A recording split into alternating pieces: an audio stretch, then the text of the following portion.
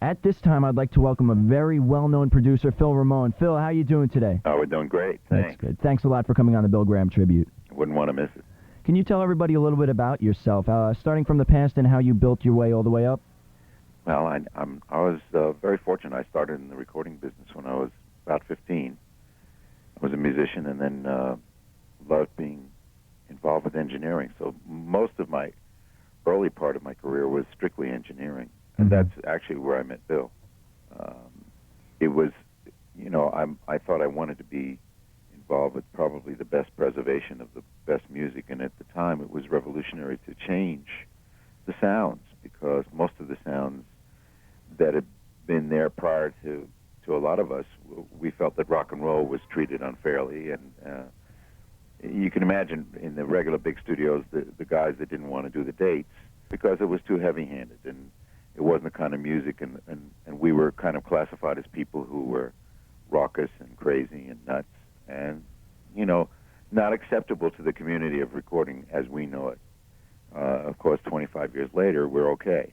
But at that time, I was fortunate enough to start to work with people like the band and Dylan and other people out of that group and became, I think, highly influenced by Bill. Yeah. Can you tell us a couple people that you worked with or you do work with? Well, as a producer, I guess some of the work that I'm known for probably is with Billy Joel and Paul Simon and Barbra Streisand and the band and other groups like that. Well, what kind of role in life did Bill play for you? Well, for sure, as a man, I think he influenced me in the style of being a native New Yorker. I appreciated his ability to see not only talent, but his firm belief in people. And he wasn't a shuck and jive guy, and never will be in any of our lives that he touched.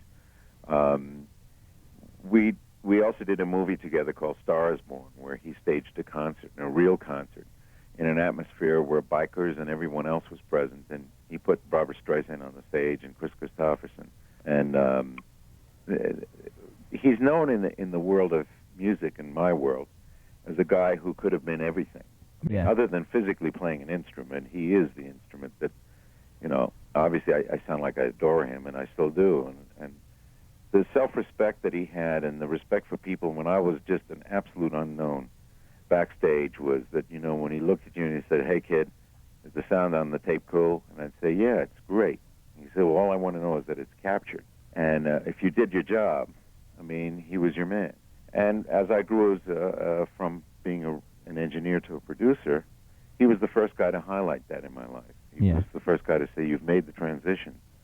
And, when somebody does that to you when you're very young, you never forget him. I'm pretty young, and when I first met Bill, it was through the phones, and he inspired me totally. He took his time. This is Bill Graham, the biggest rock promoter, and he took his time out to call me and talk to me, tell me how he got started, and I'll never forget that.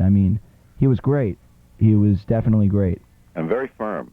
People see two sides of him. I saw him at concerts when things could get out of hand, and he turned to that audience and explained to them that putting water on top of them was to keep them cool and not to get Eddie Money. Out. Yeah. The things you learn from how he catered to people backstage, never. I saw some Hells Angels guys that were uptight about something going on in the back, and I saw Bill walk over to 25 of these guys, and in seconds, everybody understood that this was there wasn't going to be any problems wherever he was. Yeah. This wasn't going to happen. And, from that side to the waiter, to the guy who was the busboy working his way up, as you know, he cared about everybody. And a bit of a tough character, but, I think that's part of the charm. Of course. Abrupt. Well, can you tell us a way that you'll always end up remembering Bill?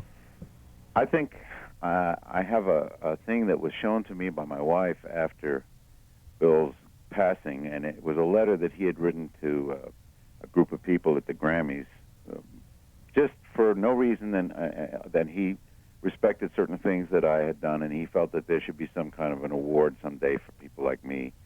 I was shocked when I read it. It was so incredibly personal. His remembrances of things and little vignettes that he remembered that I thought, certainly passed by him, and he would never even thought about it. But Bill, for me, is a light that doesn't go out. And I know people say those kind of things when people die, but Graham's here, and when I get funky in the studio with an act, and I say, if Graham was here, this is what Bill would tell you. There's no way we're going to take any of that garbage. Let's move on and let's get past that and let's get to the truth of the matter. And that's Definitely. the kind of inspiration I find from him. Yeah, and that's one thing he always did, was inspire everybody. Yeah. Well, how did it hit you, Phil, when you heard about the accident? I never know how to answer a question like that, other than to say that, the shock and all the things like John Lennon or anyone else, has an imprint that you can't remove. In its own way, it was spectacularly, unique.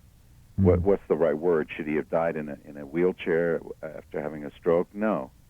I suspect that in an oddball show business way, he almost had the proper exit, except probably 20 years too early.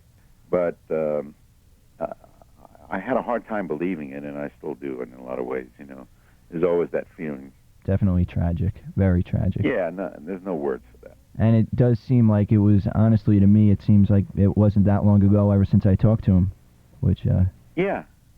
And I think that every time I turn the newspapers, I see something like a new biography about him.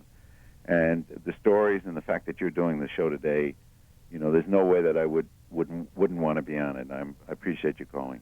Phil, you taking your time out to come on the show helps keep his spirit alive. I'd like to thank you for taking your time out of your busy schedule, as you're right now in one of the studios, right, to talk to us about Bill Graham.